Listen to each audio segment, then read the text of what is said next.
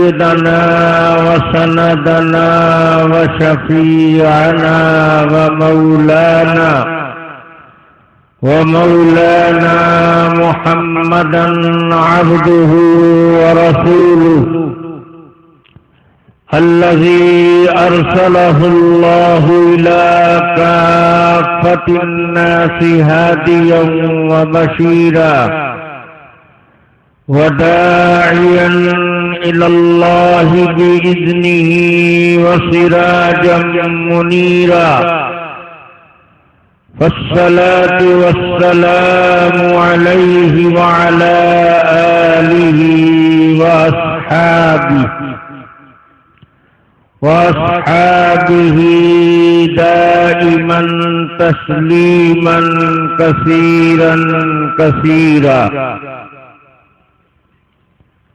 أما بعد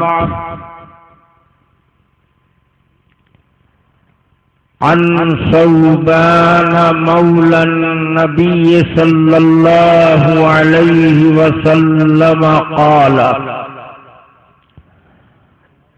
قال رسول الله صلى الله عليه وسلم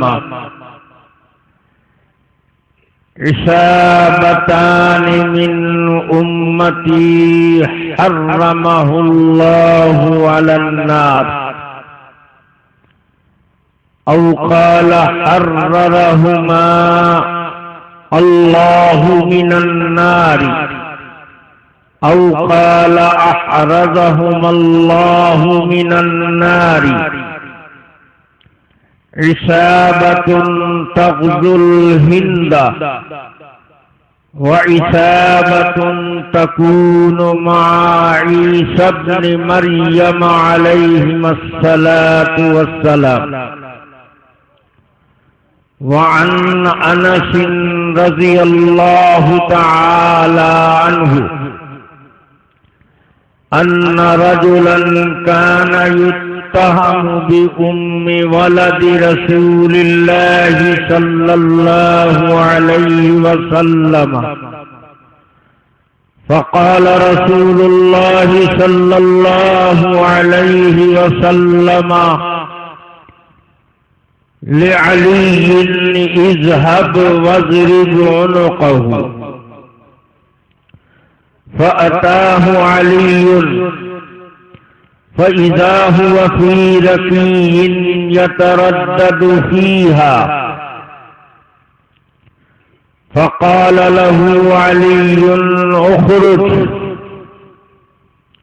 فناوله يده فأخرجه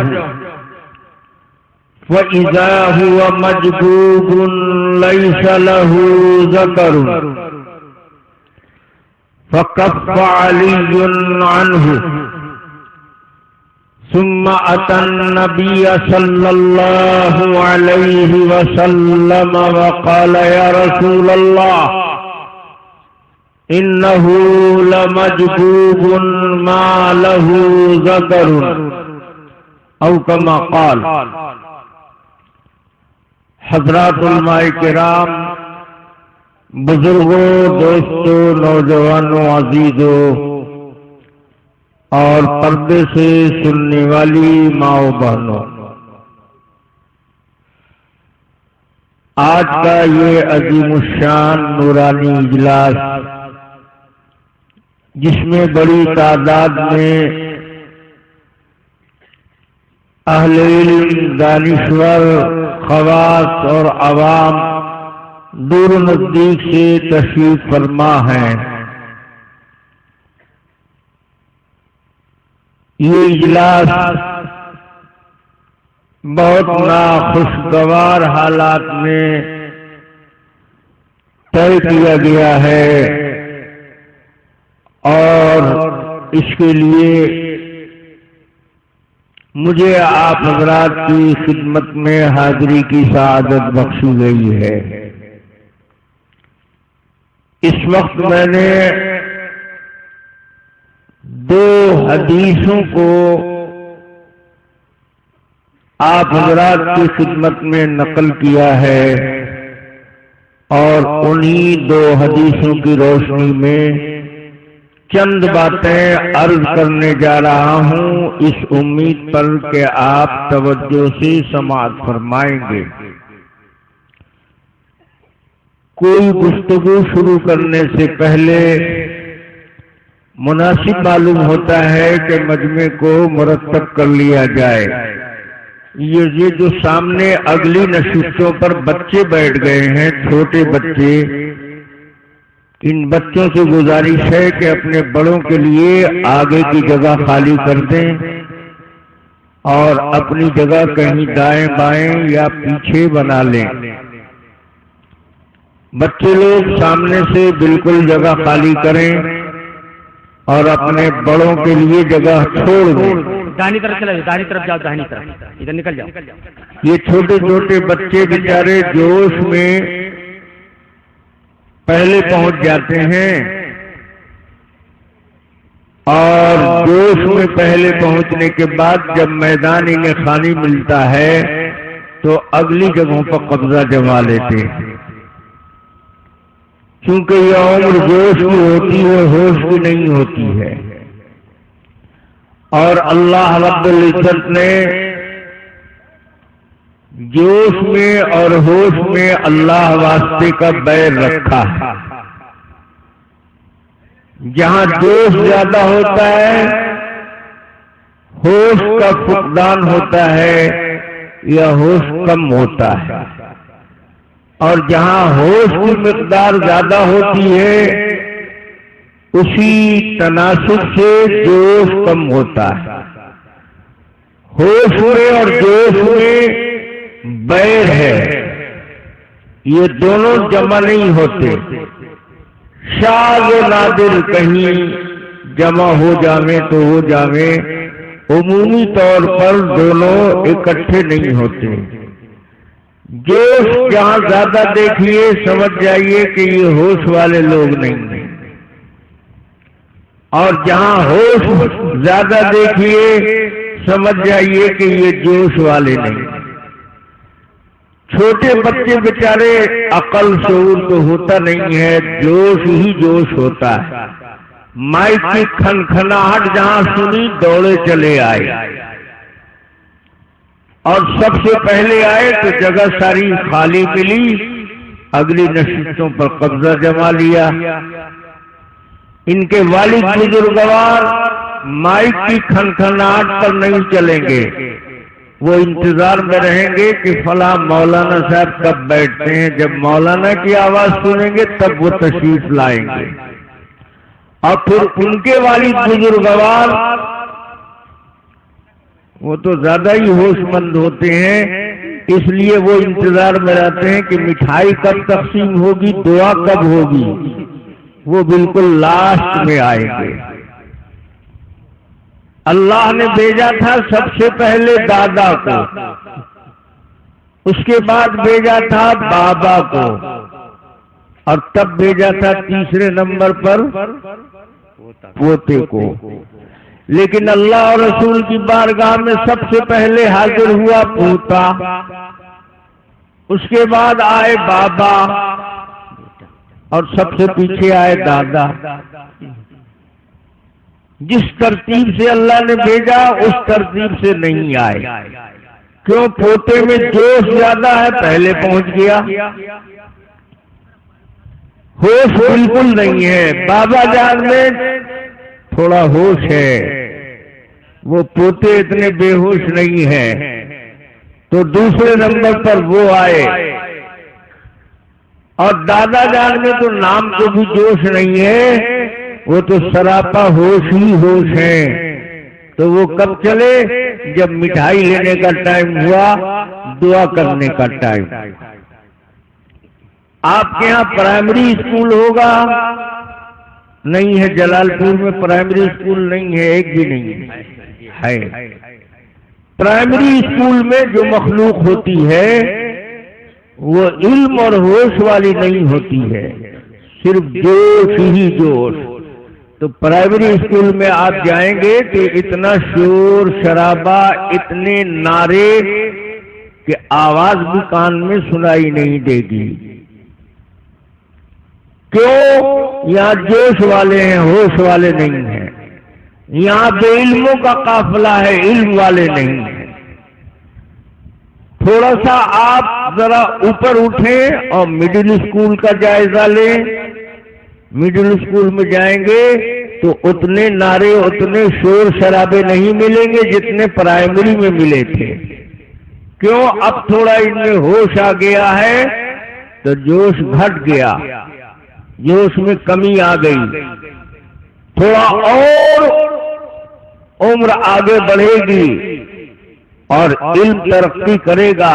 ہائی اسکول میں جائیں آپ، ہائی اسکول کا جائزہ لیں گے تو وہاں مڈل اتنا بھی شور شرابہ نہیں ملے گا. پرائمری اتنا تو تصور بھی نہیں کیا جا سکتا. کیوں؟ اب ان میں زیادہ ہوش آ رہا ہے تو جوش کی مقدار گھٹ رہی ہے. اور کسی کالج کا آپ جائزہ لیں، کسی یونیورسٹی کے کلاس کو آپ دیکھیں، باہر سے کھڑے آپ رہیں گے تو پتہ نہیں چلے گا کہ اندر میں زندہ بیٹھے ہیں کہ مردہ بیٹھے ہیں. پتہ یہ چلا کہ جیسے جیسے ہوش بڑھتا ہے جوش گھٹتا ہے، جیسے جیسے علم ترقی کرتا ہے جوش روانہ ہو جاتا ہے، رخصت ہو جاتا ہے. گھڑے میں اگر تھوڑا پانی ہوگا اور آپ اسے لے کر چلیں گے تو ہڑر گڑر کرے گا، ایسا ایسا نعرہ لگائے گا کہ کبھی آپ نے سنا بھی نہیں ہوگا. نعرہ رسالت بھی، نعرہ غوثیت بھی، نعرہ خواجگیت بھی، سارے قسم کے نعرے خالی گھڑے میں. اگر وہی گھڑا لبالب ہو کوئی نعرہ سنائی دے گا. اس سے پتہ چلتا ہے کہ یہ جتنے نعرے والے ہیں یہ خالی خوری لوگ ہیں.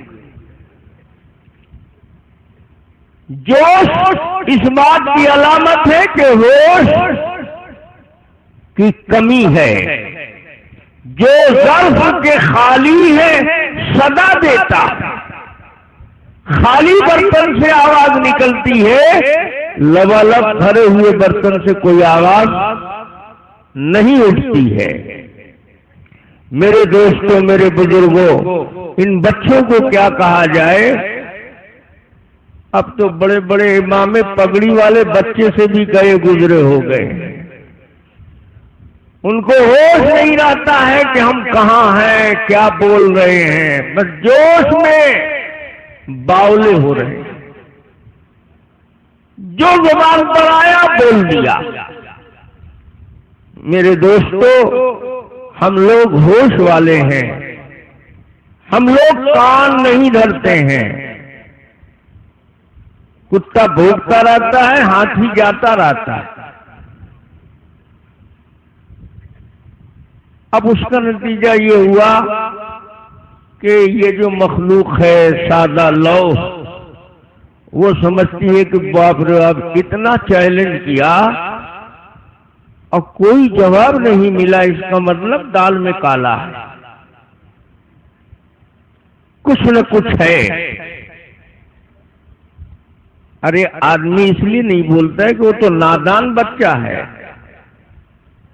وہ ایک نوجوان کو، ایک پہلوان کو دعوت دے رہا ہے کہ آ جاؤ میدان میں، تو اس نادان بچے کے تال ٹھوکنے پر اس جوان کو آ جانا چاہیے اکھاڑے میں. وہ نادان جو کر رہا ہے اس کی وہی اوقات ہے. لیکن جب آدمی دیکھتا ہے پانی سر سے اونچا ہو رہا ہے، بے عیب کو لوگ عیبدار سمجھنے لگے ہیں، اور جو عیب سے بھرا ہوا ہے اس کو لوگ بے عیب سمجھنے لگے ہیں. کیوں؟ ان کا امامہ پگڑی دیکھ کر سمجھتے ہیں کہ یہ جبرائیل امین کے خلیرے ملیرے ہیں. بیچارے عوام کو کیا معلوم ہے کہ یہ پگڑی کس کے سر پر بندھی ہوئی ہے؟ یہ وہ سر ہے کہ جس میں کھوپڑا ہی نظارت ہے. یہ عوام سمجھ نہیں پاتے اوقات کو، یہ سمجھ نہیں پاتے کہ یہ بچہ تال ٹھوک رہا ہے تو سمجھدار کا کام نہیں ہے کہ اس سے بھڑ جائے. جب انتہائی مجبوری ہوتی ہے تو آدمی کو ایسا فریضہ انجام دینا پڑتا ہے. یہ خوشگوار فریضہ نہیں ہے. نہ چاہتے ہوئے بھی بہت سارے کام کرنے پڑتے ہیں.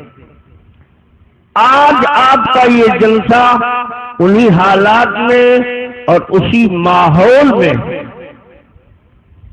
بار بار سنتے سنتے لوگ سمجھنے لگے کہ بہت بڑا پہلوان ہے. تو ان پہلوان صاحب کو اپنی اوقات معلوم ہو جائے گی. بیوقوف بنانے کے لیے 5 لاکھ روپے کا چیلنج کر دیا. بتاؤ 5 لاکھ روپیہ کس کے پاس جمع ہے؟ وہ 5 لاکھ روپیہ کسی کے پاس جمع کر کے گئے ہیں، تیسرے کے پاس، جو نہ میرا آدمی ہو نہ آپ کا ہو، تیسرے کے پاس 5 لاکھ روپیہ جمع کر دو اور اس کے بعد ہم بھی آ جاتے ہیں، تم بھی آ جاؤ، میرے قسمت کا ہوگا تو ہم حاصل کر لیں گے اور تمہارے قسمت کا ہوگا تمہیں واپس مل جائے گا.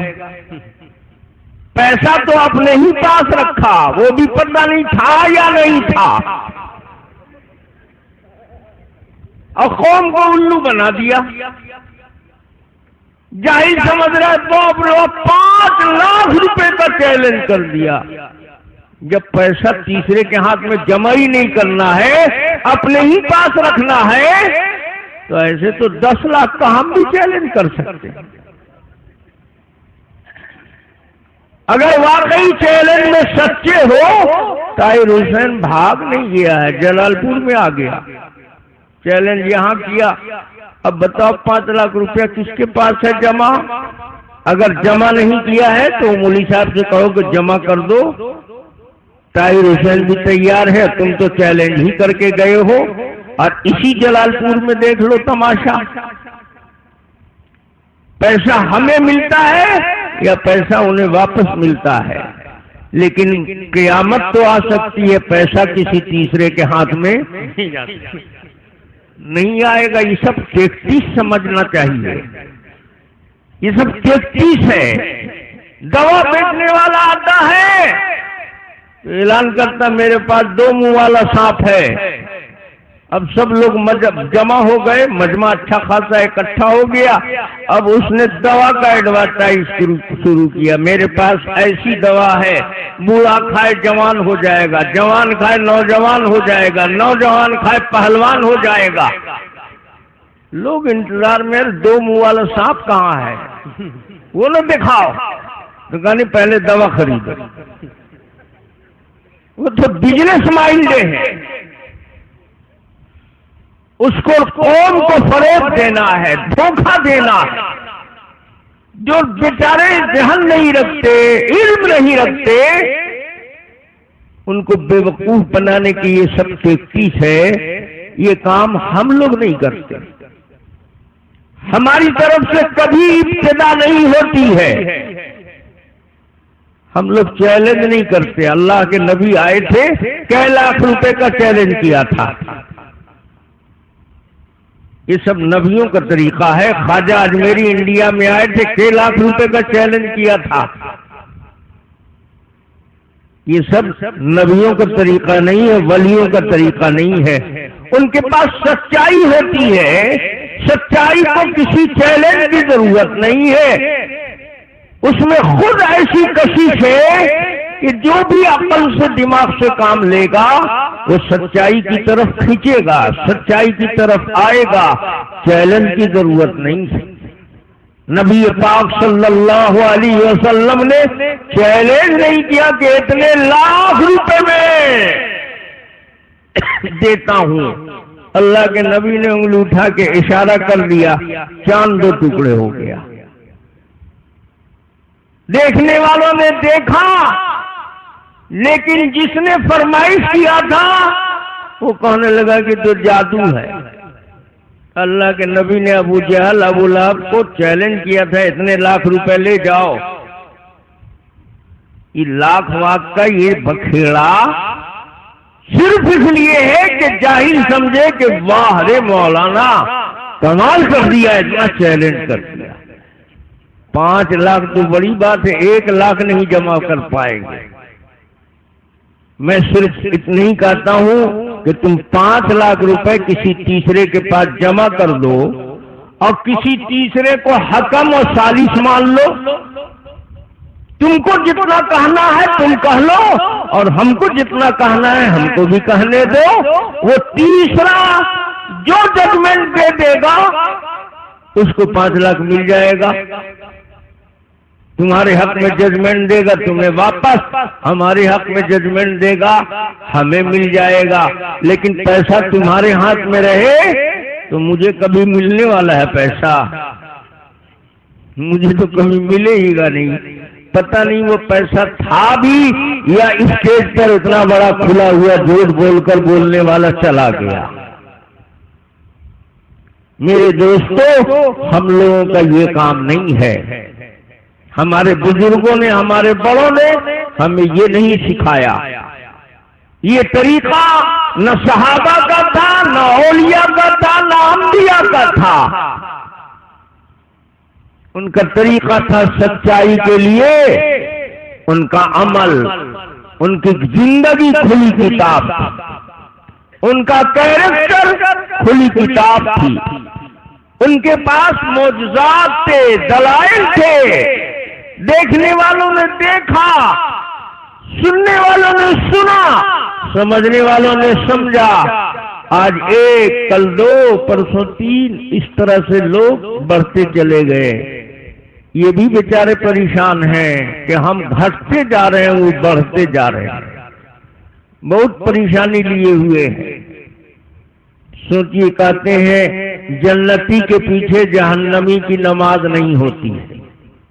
دیوبندی لوگ جہنمی ہیں، یہ لوگ جنتی. ٹھیک ہے، چلو تم نے جو قاعدہ بتایا اسی قاعدے کے حساب سے دیکھ لو. حرم شریف میں، مکے مدینے میں حج کے لیے سارے دنیا کے مسلمان آئے ہوئے. جہنمی کی نماز نہیں ہوگی جنتی کے پیچھے. رضا خانی کی نماز نہیں ہوتی. ان کے مولوی لوگ کہتے ہیں نماز وہاں جماعت سے مت پڑھنا، کیوں امام وہابی ہے.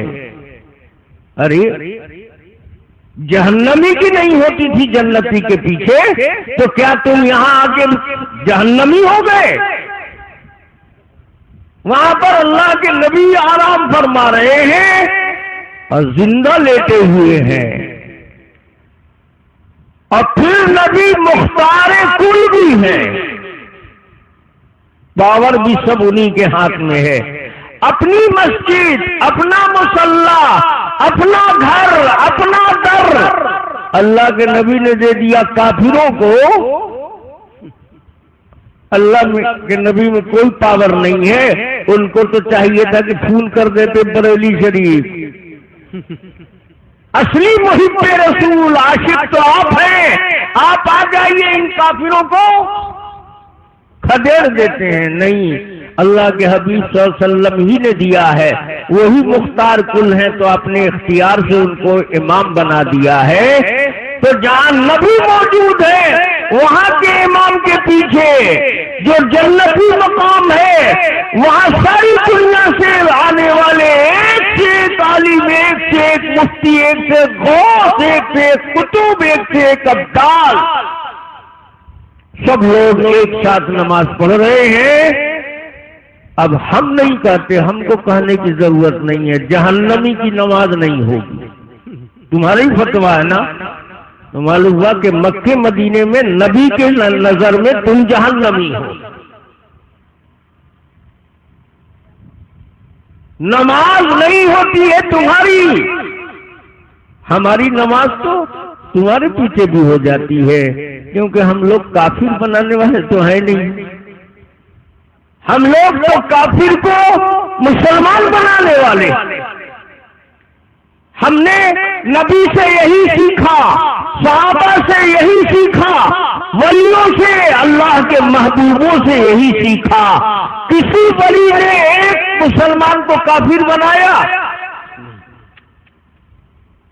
ہزاروں کافر کو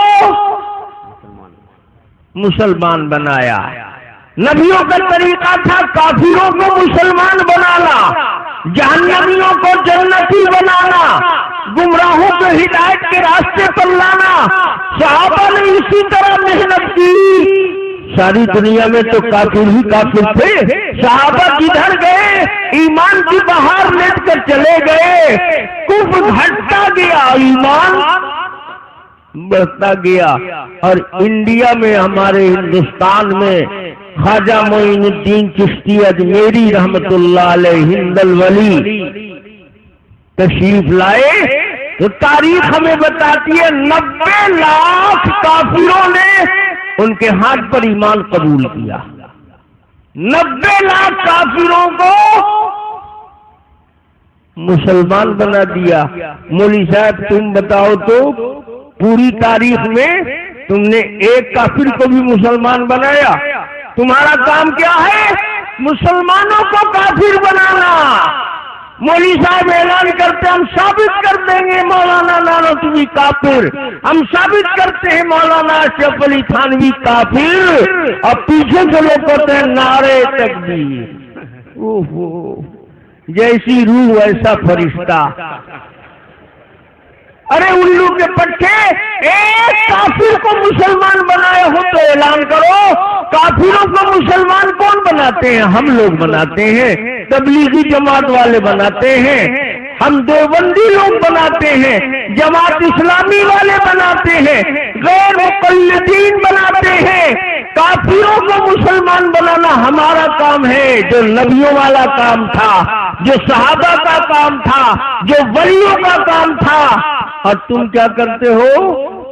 مسلمان کو کافر بنا، الٹی گنگا بہا رہے ہیں۔ اور اس کے بعد کہتے ہیں نہیں چھوڑیں گے دامن۔ اوہو، جیسے دامن پکڑ لیا ہے۔ کمال ہے، بے حیائی کی بھی کوئی حد ہوتی ہے، پکڑا ہے ہی نہیں۔ لوگوں کو کہہ رہے نہیں چھوڑیں گے، جانتے نہیں چھوڑیں گے کا مطلب کیا ہے؟ ان کو بڑی حساب کتاب سے یہ ٹیکٹکس سے بات کرتے ہیں۔ یہ سمجھ رہے ہیں بیچارے عوام کہ کوئی چیز پکڑے ہوئے ہیں جس کے بارے میں کہہ رہے ہیں نہیں چھوڑیں گے۔ یہ بات نہیں ہے۔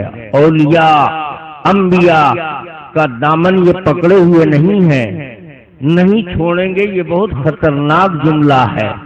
ان کو نبیوں سے، ولیوں سے، صحابہ سے عداوت ہے، دشمنی ہے۔ اور ایک دشمن کو دھمکی دیتا ہے تم کو کسی حال میں۔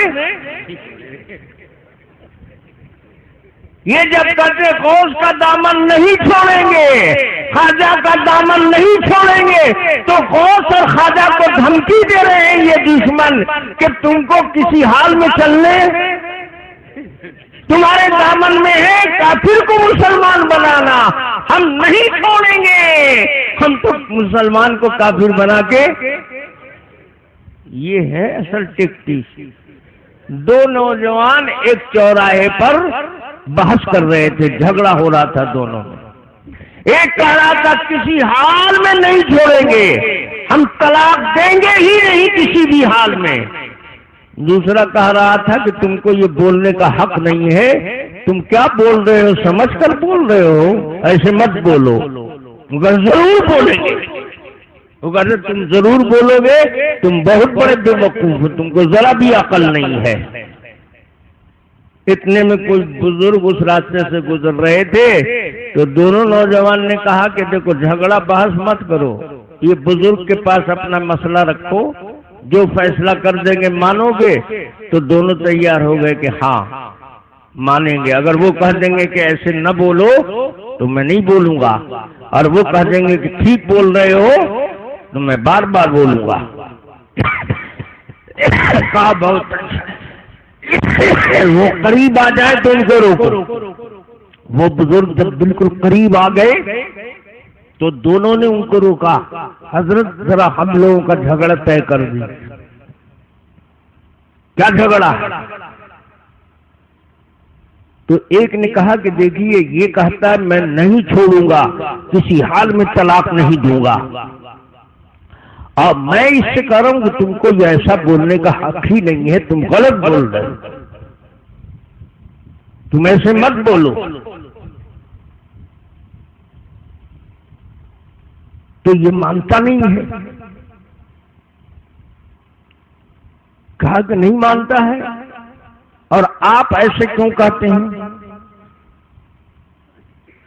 یہ کہتا ہے میں نہیں چھوڑوں گا، میں طلاق نہیں دوں گا۔ کہا حضور اس سے پوچھئے شادی ہوئی ہے اس کی؟ تو حضرت نے پوچھا کہ بھئی تمہاری شادی ہو گئی ہے؟ اس نے کہا کہ نہیں میری شادی نہیں ہے۔ کہا پھر کس کو دھمکی دے رہا طلاق نہیں دوں گا؟ کہا اس کی بیوی کو۔ کہا ارے اس کی بیوی کو تم کون طلاق دینے والا؟ نکاح کر کے یہ لایا ہے، تم کون دھمکانے والا کہ نہیں چھوڑوں گا طلاق نہیں دوں گا؟ کہنے لگا حضور لوگ سنیں گے تو سمجھیں گے کہ یہ بھی بیوی والا ہے۔ وہی حال ہے ان کا، غوث کا، خواجہ کا، نبی کا، ولی کا دامن میرے ہاتھ میں ہے، پکڑا ہم نے، اور یہ کہتے نہیں چھوڑیں گے۔ پہلے پکڑا جاتا ہے کہ پہلے چھوڑا جاتا ہے؟ بتاؤ تم نے غوث کا، خواجہ کا، ولی کا، صحابہ کا، نبی کا دامن پکڑا ہے؟ ایمانداری سے بتاؤ کتنا بڑا فراڈ اور کتنا بڑا دھوکہ دیا آپ کو مولوی صاحب نے۔ مولوی صاحب کہتے ہیں 1857 سے پہلے ہم ہی تھے، دنیا میں کوئی نہیں تھا، نہ دیوبندی تھے، نہ غیر مقلد تھے، نہ سلفی تھے، 1857 سے پہلے یہ تھے۔ کتنے خوبصورت ہیں، سوچو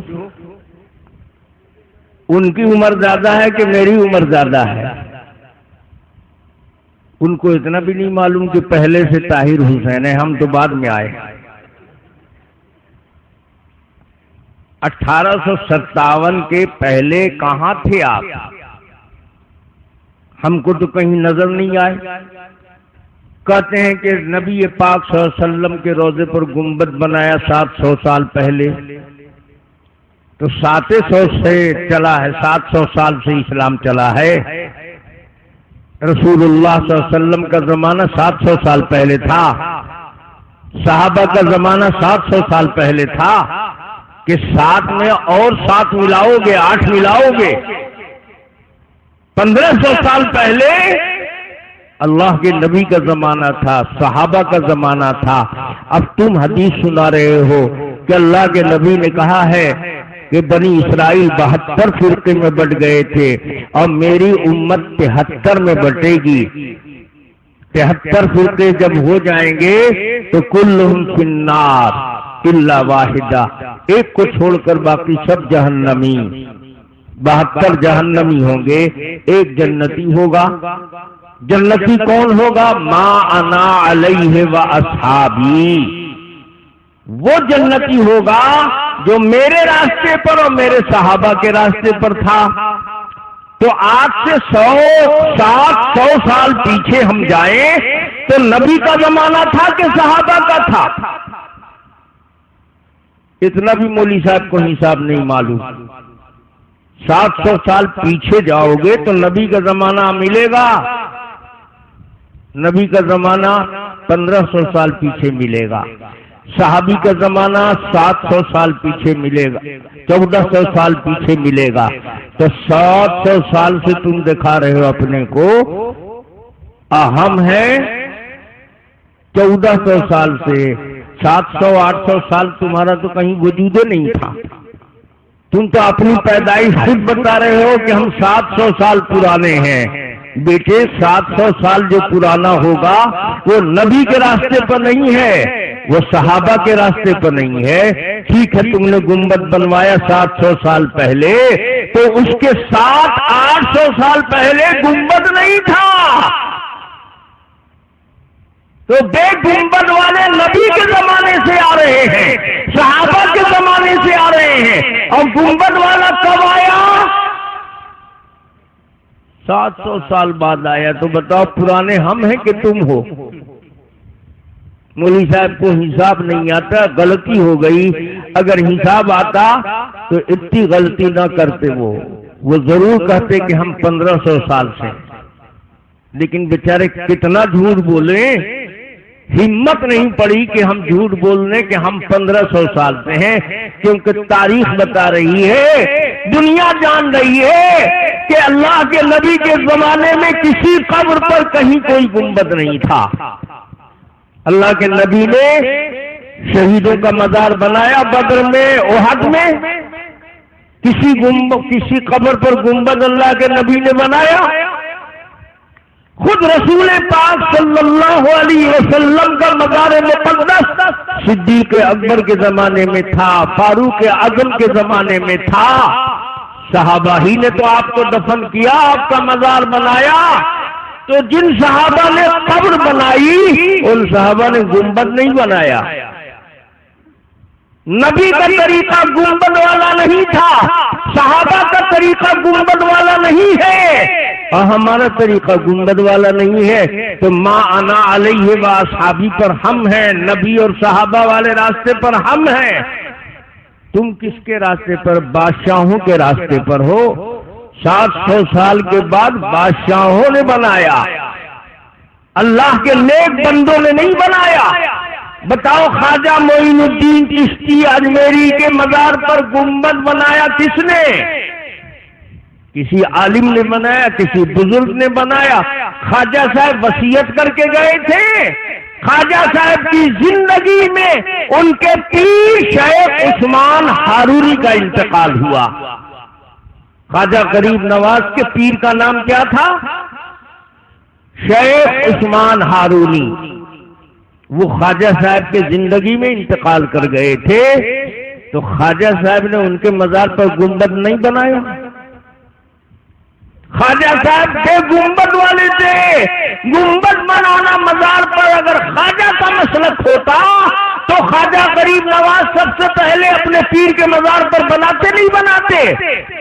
عرس کرنا اگر خواجہ کا مسلک ہوتا تو شیخ عثمان ہارونی کے مزار پر خواجہ غریب نواز اپنے پیر کے مزار پر عرس کرتے کہ نہیں کرتے؟ چادر چڑھاتے کہ نہیں چڑھاتے؟ عورتوں مردوں کا میلہ لگاتے کہ نہیں لگاتے؟ خواجہ صاحب کا یہ مسلک نہیں تھا، یہ تو راجا کا مسلک تھا۔ خواجہ صاحب دنیا سے چلے گئے، راجا لوگوں نے لوگ کو دکھانے کے لیے ہم بڑی خواجہ کو ماننے والے ہیں گنبد بنا دیا۔ تو یہ خواجہ کا مسلک ہے کہ راجا کا؟ کام کر رہے ہیں راجا کا اور نام لے رہے ہیں خواجہ کا، ہم دامن نہیں چھوڑیں گے۔ تو دامن خواجہ کا ہے ہاتھ میں، یہ تو راجا والا ہے۔ اللہ کے نبی کے مزار پر گنبد، بدر کے شہیدوں کے مزار پر گنبد، احد کے شہیدوں کے مزار پر گنبد نہ اللہ کے نبی نے بنوایا نہ صحابہ نے بنوایا۔ تو صحابہ بے گنبد والے تھے، نبی بے گنبد والے تھے، اور اسی طریقے پر ہم قائم ہیں۔ تو ہم 1500 سال سے ہیں، ہم اسی راستے پر ہیں جو نبی کا راستہ تھا، جو صحابہ کا راستہ تھا، اور اللہ کے نبی نے بتا دیا ہے کہ جو میرے اور صحابہ کے راستے پر رہے گا وہی جنتی ہے۔ تو بتاؤ جنتی ہم ہوئے کہ جنتی تم ہوئے؟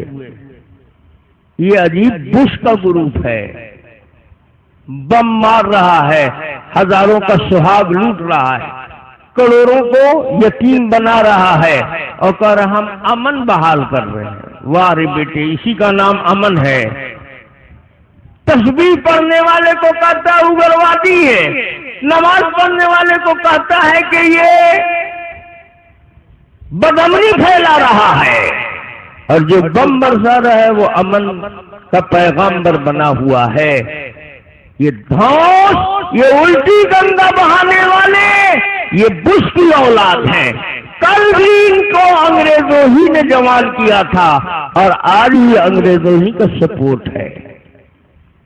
خوب اچھی طرح سے سمجھو، یہ کہتے ہیں کہ 1857 سے پہلے ہم تھے، ہم کہتے ہیں تم نبی کے زمانے میں نہیں تھے، تم صحابہ کے زمانے میں نہیں تھے، بتاؤ رسول اللہ صلی اللہ علیہ وسلم کے مزار کے مجاور کا کیا نام تھا؟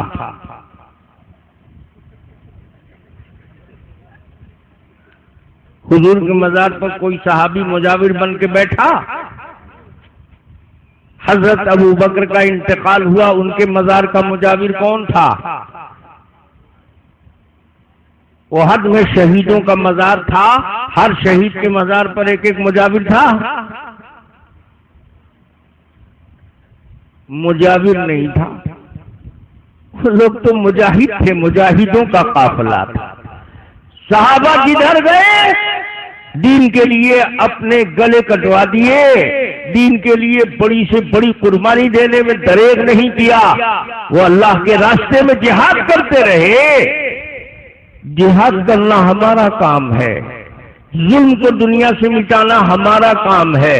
ظالم انگریز کو اس ملک سے کھدیڑا، بہایا اپنا خون، کس نے بہایا؟ تمہارے گروپ نے پسینہ بھی بہایا، انگلی کٹا کے بھی شہیدوں میں نام لکھایا؟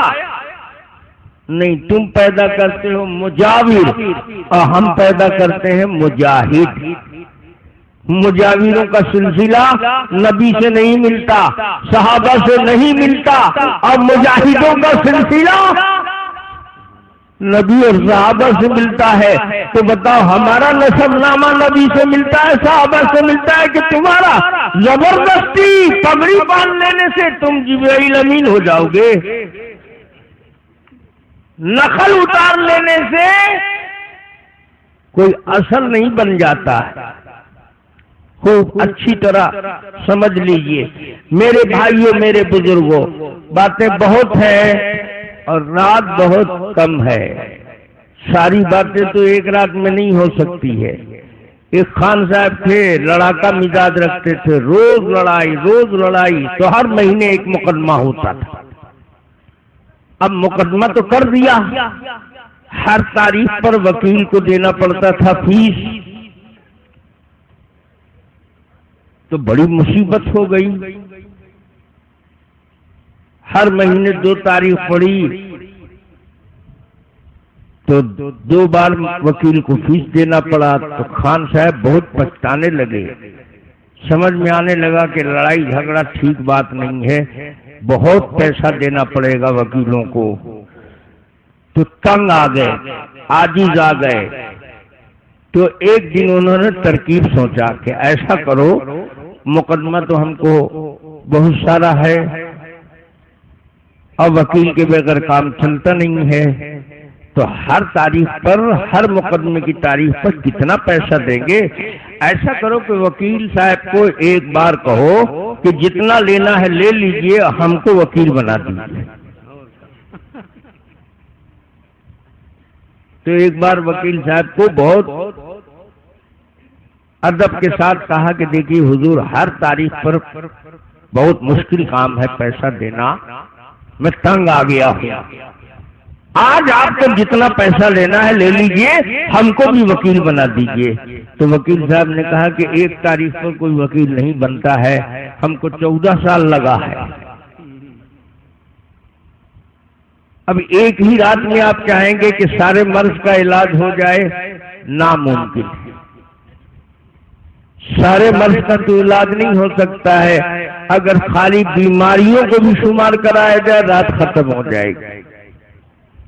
اس لیے ساری باتیں تو نہیں آئیں گی، لیکن عربی زبان کی کہاوت ہے ما لا یدرک کلہ لا یترک کلہ، 16 آنا حاصل کرنا ممکن نہ ہو